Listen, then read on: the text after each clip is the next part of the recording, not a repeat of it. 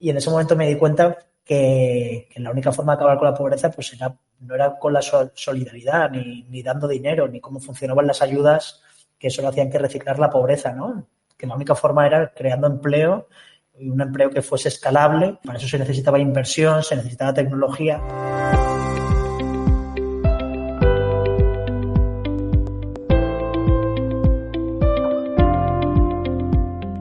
En este podcast descubriremos historias de voluntariado y conoceremos cómo diferentes ONGs, fundaciones y empresas de impacto social están ayudando a transformar y mejorar la sociedad.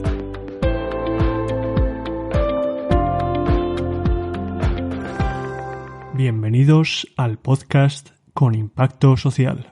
Este podcast, como sabéis, siempre buscamos personas innovadoras, emprendedores sociales, personas que tienen esa capacidad de ayudar a que esas ideas con impacto se lleven al mundo real, ¿no? Y una de las dificultades que nos encontramos muchas veces en esa parte de conseguir ese impacto social es el tema de financiación.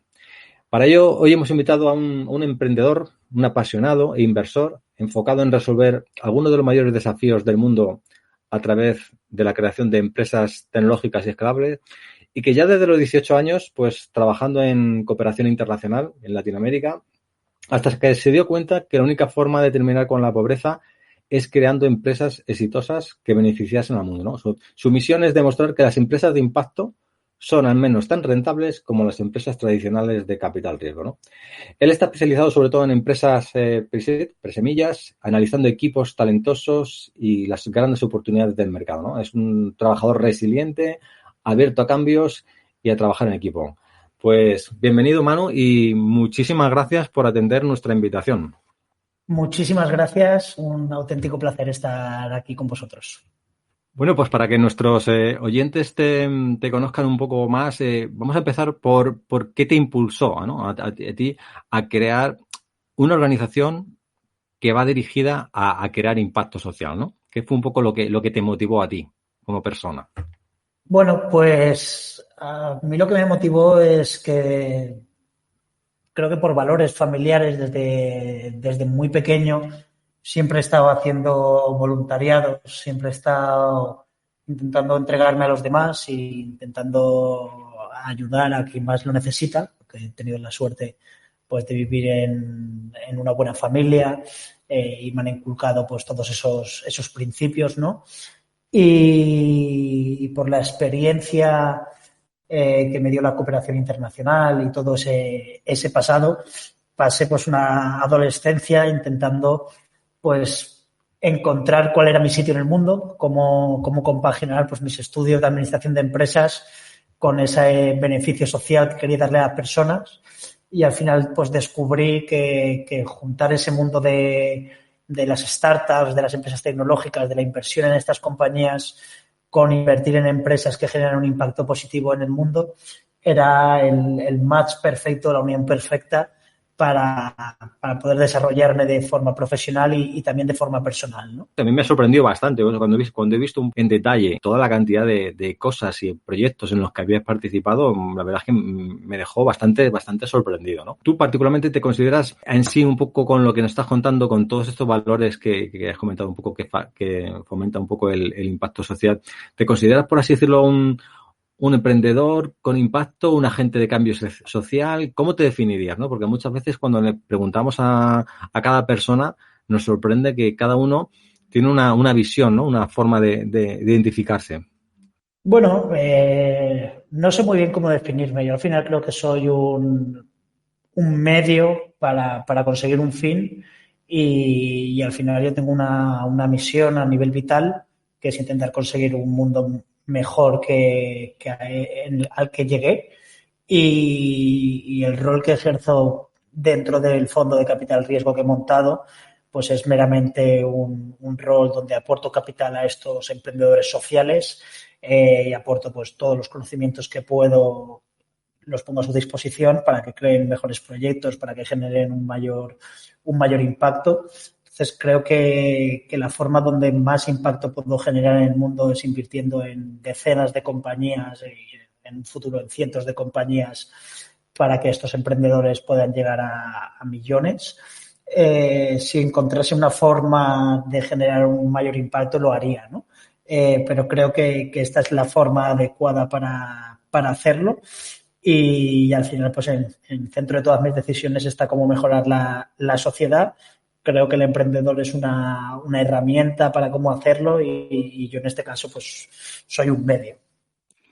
Pues un medio y muy bueno, ¿eh? O sea, yo realmente, bueno, cuéntanos si quieres un poco tu background, un poco cómo ha sido un poco tu experiencia, cómo realmente has ido navegando hasta que has llegado a First Drop, ¿no? Que realmente que ahora nos cuentes un poco en detalle más de First Drop, pero realmente toda esta experiencia, porque nosotros, como sabes, en este podcast sí que también damos bastante visibilidad de esas actividades también de voluntariado, ¿no? Cuéntanos también un poco cómo ha sido tu experiencia en el tema del sector del voluntariado, ¿no? ¿Cómo lo has vivido, o sea, realmente en todos estos años?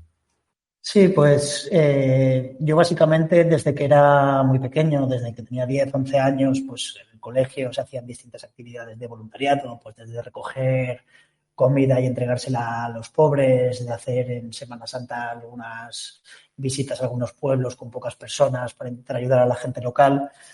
Pero ya una vez salí del colegio, el primer año de carrera, donde ya te separas un poco de esa vida más en el colegio, más de comunidad, decidí irme a México durante el mes de julio a una comunidad en el Pico Orizábal, en una zona de Puebla.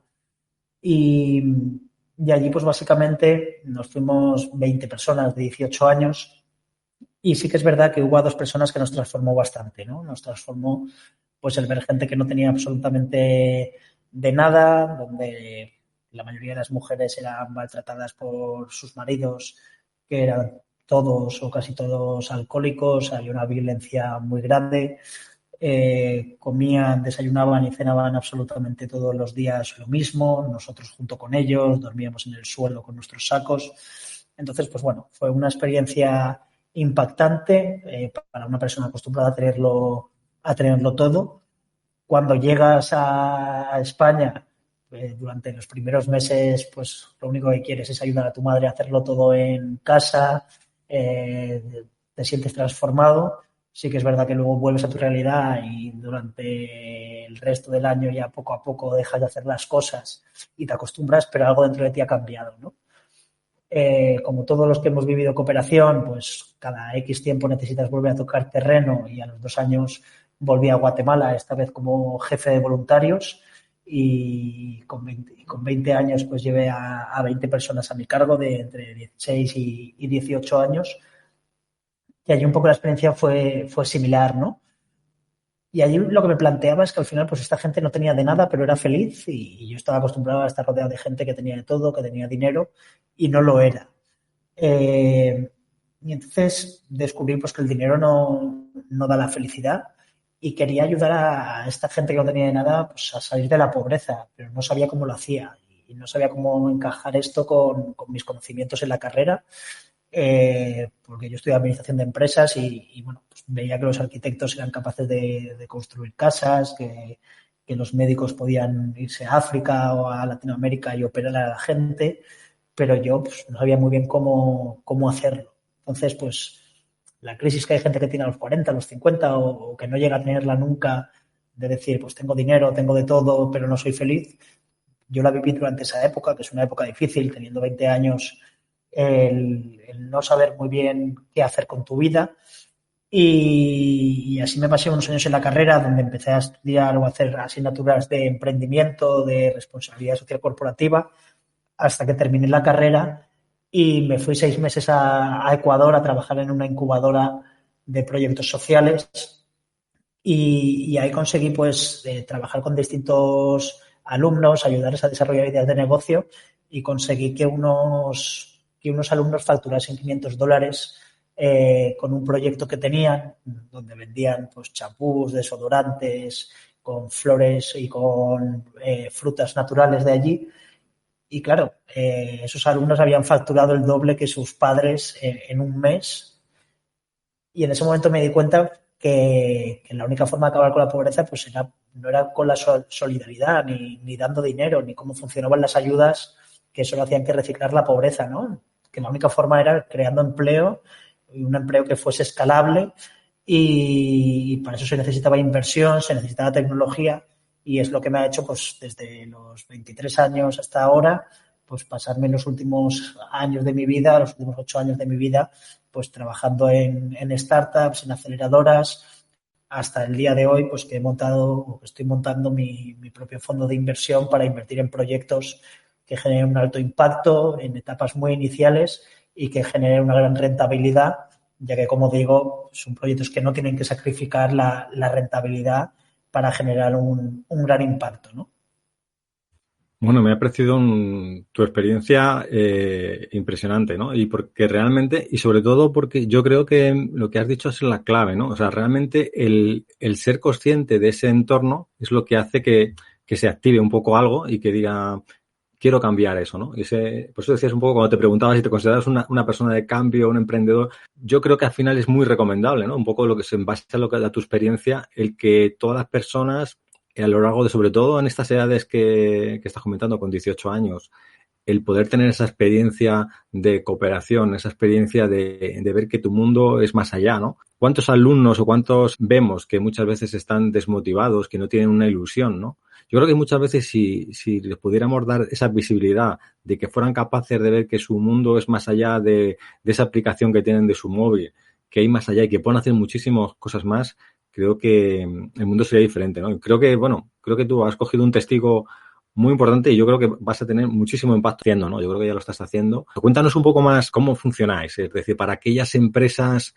sociales que nos estén escuchando, porque estas empresas sociales ni siquiera se dan cuenta de que son empresas sociales, ¿no? Algunas veces, otras sí, ya nacen con esa inquietud. ¿Cómo les podéis ayudar? O sea, ¿cuál es un poco el proceso? ¿Cómo lo gestionáis un poco? ¿Cómo funciona?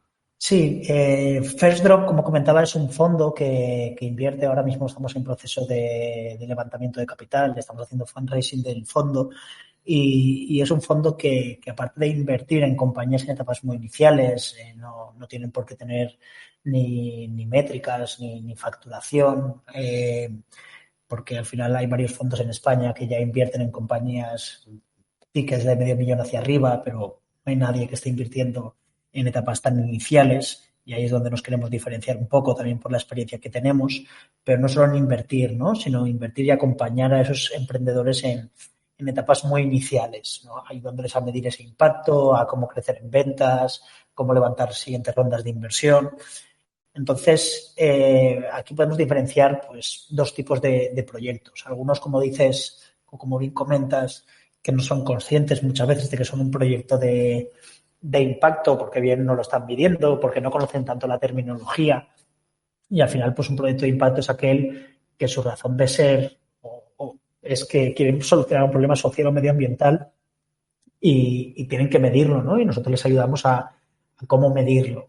Y luego hay otras empresas, cuando hablamos del emprendedor social o de empresas sociales, pues que no son conscientes que para generar un gran impacto tienen que llegar a una gran población, ¿no? Y a veces piensan que por meter inversores dentro de su accionariado, por conseguir capital, van a perder poder dentro de su compañía, cuando eso no es cierto si eliges a los buenos inversores, porque al final son compañeros de viaje, porque con al final generar un beneficio en un círculo pequeño no vas a generar el mismo impacto que con un círculo grande, o porque piensan que van a tener que tomar una serie de decisiones que no son buenas para la empresa.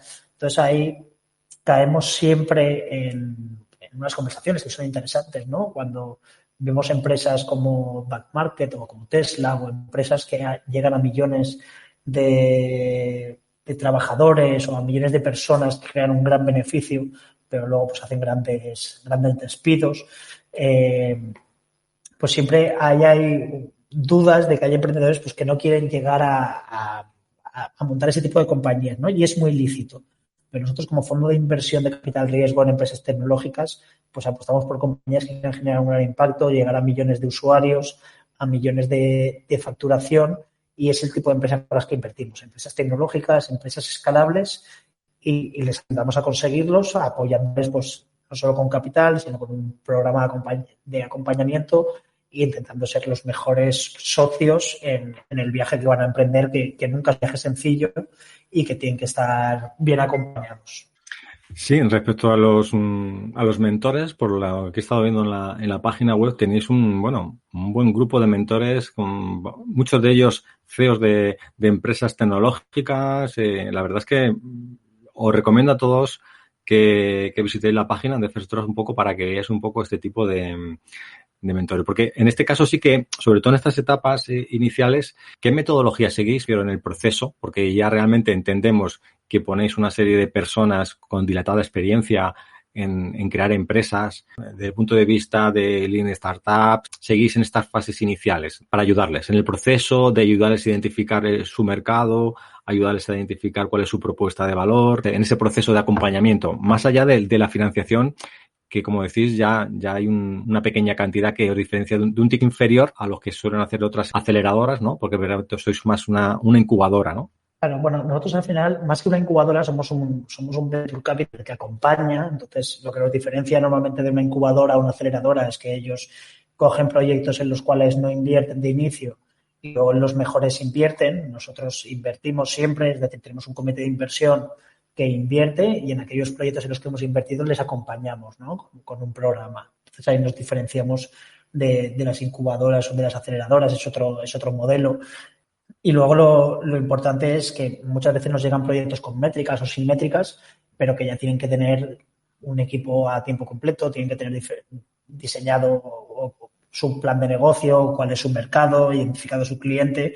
Es decir, invertimos en proyectos en fases iniciales, pero que tienen que tener muchas cosas profesionalizadas, ¿no? Porque al final hay muchos proyectos muy buenos en etapas iniciales que ahora mismo no están recibiendo inversión de venture capitals profesionales. Nosotros lo que estamos es profesionalizando esa primera etapa del mundo de la inversión, donde hasta el momento solo estaban invirtiendo pues familiares, amigos o business angels. Entonces, al final, metodología con la que trabajamos, bueno, comentas Lean Startup, que al final eso es pues hacer prueba y error, ir pivotando, que al final es la forma con la que tienen que ir trabajando las startups. Nosotros lo que hacemos con ellos al principio es dividir el programa en 3 meses, donde en un primer mes definimos cuáles son los objetivos que van a cumplir las compañías durante el programa, fijar cuál es el objetivo de desarrollo sostenible que van a medir y cómo van a medirlo. Un segundo mes más centrado en desarrollo del producto, la parte más de marketing y ventas y consecución y conseguir clientes. Y un tercer más destinado únicamente a inversión, ¿no? Desde desarrollar el plan financiero, los documentos, tanto el pitch, y ponerle en contacto con inversores tanto nacionales como internacionales para un comité de inversión que va una vez acaba el programa para que podamos hacer una segunda inversión. Vale, pero vuestra idea es, una vez que acaban esos 3 meses, que por cierto, esos 3 meses, el equipo fundador, ¿no? O sea, 2 o 3 personas o las personas que sean, tienen que estar físicamente en las instalaciones que tenéis en Valencia, ¿es correcto? Sí, nosotros estamos montando un concepto que a lo mejor lo está haciendo alguien, yo no soy consciente de que exista. Estamos haciendo un concepto que se llama como First Drop House, donde básicamente somos conscientes de que los emprendedores no son más buenos en América que aquí. Simplemente pues, Silicon Valley reúne una serie de condiciones donde inversores están juntos con emprendedores, con corporates, con fondos de inversión.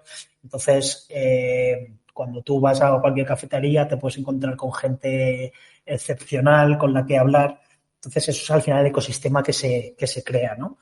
Entonces, nosotros lo que queremos hacer es que, como vamos a invertir y la gente va a venir 3 meses a Valencia, en vez de que tengan que buscar un hotel, un Airbnb o lo que sea, obviamente si tienen algún familiar aquí y se quieren quedar en su casa o ya son de Valencia no tienen por qué hacerlo, pero estamos creando un edificio de co-living con un coworking incorporado de tal manera que a un precio de mercado pues, la gente pueda venir aquí directamente y estar esos 3 meses en el co-living junto con las otras startups participadas y luego tener el coworking. De tal manera que al final nosotros nunca entendemos un coworking como un lugar que son mesas y sillas, sino un sitio donde ocurren las cosas.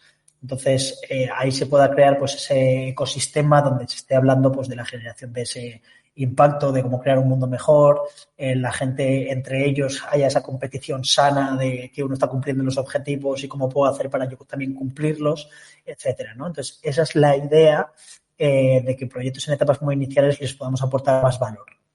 Bueno, me parece una idea espectacular, ¿no? O sea, me parece como una inmersión total, ¿no? O sea, realmente personas que al final que tengan en ese espacio puedan tenerlo todo. Sí que hay otros espacios, de hecho, en Madrid y también en otros sitios hay también espacios de coworking, lo que está diciendo, donde se favorece que incluso con empresas o con ONGs y que comparten el mismo espacio.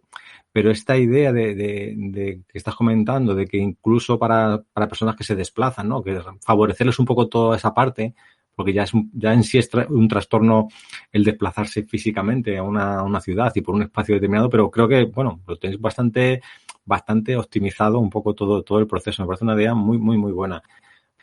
Al final, las organizaciones que llegan no tienen que llegar ya con unas métricas o que no pueden tener nada. ¿Qué métricas o qué metodologías de métricas de impacto son las que utilizáis un poco para ir viendo que estas emprendedores o estas organizaciones sociales están evolucionando en base a vuestras expectativas?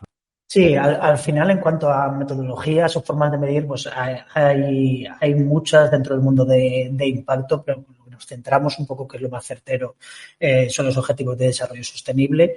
Sí que es verdad que la etapa en la que nosotros entramos es la etapa más inicial, que es donde más difícil es medirlo, porque las compañías en lo que se tienen que centrar muchas veces es en sobrevivir y en empezar a facturar, ¿no? Que muchas veces es lo que más le preocupa.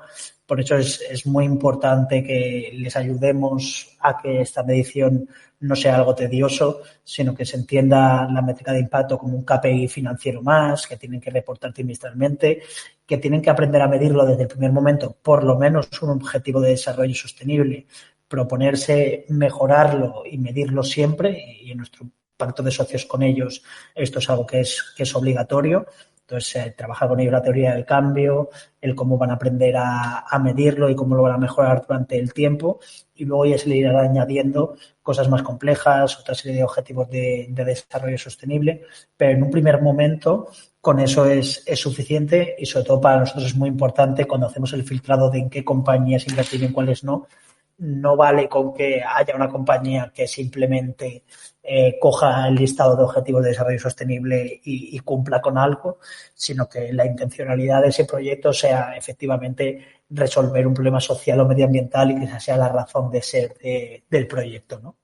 En base a esta experiencia un poco que has ido teniendo con distintas empresas, organizaciones, ¿cuáles consideras que son los retos más importantes normalmente a los que en estas primeras fases tienen que hacer frente, ¿no? Desde un punto, ya sea con impacto social o medioambiental, ¿cuáles son los retos? Ya realmente, una vez que ya han identificado una serie de personas, hay un equipo que dice, mira, yo tengo esta idea, quiero ponerla en marcha, vosotros hacéis ese aporte económico, les dais esas infraestructuras, ese conocimiento, pero aparte de eso, ¿qué retos creéis que vosotros que es un poco los que se tienen que enfrentar?